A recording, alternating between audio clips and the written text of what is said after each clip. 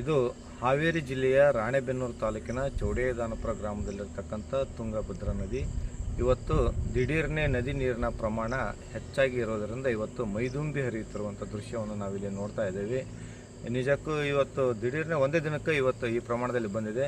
ಈಗಾಗಲೇ ರೈತರು ತಮ್ಮ ಮೋಟ್ರ್ಗಳನ್ನೇನು ನದಿಯ ನೀರನ್ನು ಅವಲಂಬಿತವಾಗಿ ಕೃಷಿ ಚಟುವಟಿಕೆಗಳನ್ನೇನು ಅವರು ಉಪಯೋಗ ಮಾಡ್ಕೊತಾ ಇದ್ರಲ್ಲ, ಇವತ್ತು ಅವರು ಒಂದು ಪಂಪ್ಸೆಟ್ಗಳನ್ನು ಮಷಿನ್ಗಳನ್ನು ಎತ್ತಿಕ್ಕ ಹರಸಾಹಸ ಮಾಡಿದ್ದಾರೆ. ಇವತ್ತು ಹಗಲ ಮಧ್ಯಾಹ್ನದ್ದನ್ನು ನಾನು ಇವತ್ತು ಆ್ಯಕ್ಚುಲಿ ಆಗಸ್ಟ್ 2ನೇ ತಾರೀಕು ಇವತ್ತು ಭಾನುವಾರ ನಾನು ಹಂಗೆ ಸುಮ್ಮನೆ ಸಂಜೆ ದೇವಸ್ಥಾನ ಕಡೆ ಅಂತ ಬಂದೆ. ನೀರಿನ ಪ್ರಮಾಣ ಹೆಚ್ಚಾಗಿದ್ದನ್ನು ನೋಡಿದ ತಕ್ಷಣ ಇದೊಂದು ವಿಡಿಯೋ ಮಾಡಿ ತಮ್ಮ ಮುಂದೆ ಪ್ರಸ್ತಾರ ಮಾಡೋಣ ಅಂತಂದು ಹಾಕಿದೆ.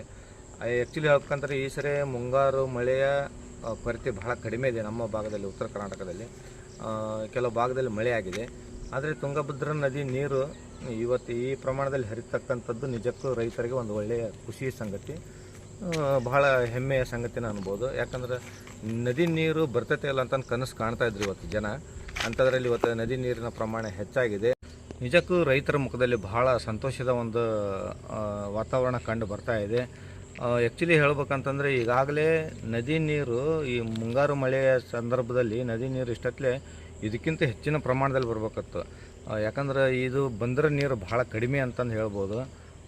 ಆದರೆ ಈಗ ಮಳೆಯ ಕೊರತೆಯಿಂದ ಈಗ ಬಂದಿರೋದಕ್ಕೂ ಒಂದು ಹೆಮ್ಮೆ ಅಂತಂದು ಹೇಳ್ಬೋದು, ಸಂತೋಷದ ಸಂಗತಿ ಅಂತಂದು ಅನ್ಬೋದು. ಈಗಾಗಲೇ ನೀವು ನೋಡ್ಬೋದು ಅಲ್ಲಿ ಅಂಬಿಗರ ಚೌಡೇನವರ ಐಕ್ಯ ಮಂಟಪ ಈಗಾಗಲೇ ನಡು ಇದರಲ್ಲಿ ಅದು ಸಿಲುಕಿಕೊಂಡಿದೆ. ಹೌದಾ? ಹೀಗಿರುವಾಗ ಈಗ ನದಿಯ ಪ್ರಮಾಣ ನೀರಿನ ಮಟ್ಟ ಹೆಚ್ಚಾಗಿದೆ. ಒಟ್ಟಿನಲ್ಲಿ ಈ ನದಿ ನೀರು ಬಂದಿರೋದಂತೂ ಎಲ್ಲರ ಮುಖದಲ್ಲಿ ಒಂದು ಸಂತೋಷವಾದ ವಾತಾವರಣ ಕಂಡು ಬರ್ತಾ ಇದೆ.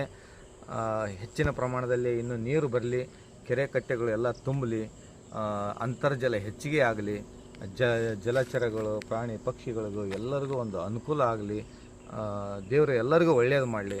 ಇದನ್ನು ಎಲ್ಲರಿಗಿಂತ ಮುಂಚೆ ರೈತರಿಗೆ ಒಳ್ಳೆಯದಾಗಲಿ ಅಂತಂದು ಈ ವಿಡಿಯೋ ಮಾಡಿ ನಿಮ್ಮ ಮುಂದೆ ಹಾಕ್ತಾ ಇದ್ದೀವಿ.